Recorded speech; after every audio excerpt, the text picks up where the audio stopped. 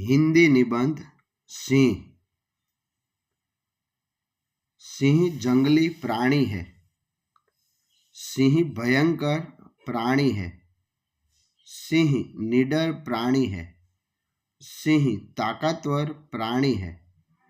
इसलिए सिंह को जंगल का राजा कहते हैं। सिंह मांसाहारी प्राणी है। सिंह दूसरे जानवरों का शिकार करता है। सिंह की आवाज को दहाड़ कहते हैं। सिंह को पंजे में मजबूत नाखून होते हैं। सिंह पंजों से शिकार करता है। सिंह के दांत मजबूत होते हैं। सिंह दांतों से शिकार को चीरता है। सिंह की गर्दन पर बड़े बड़े बाल होते हैं। उन बालों को अयाल कहते हैं। सिंहनी की गर्दन पर बड़े बड़े बाल नहीं होते।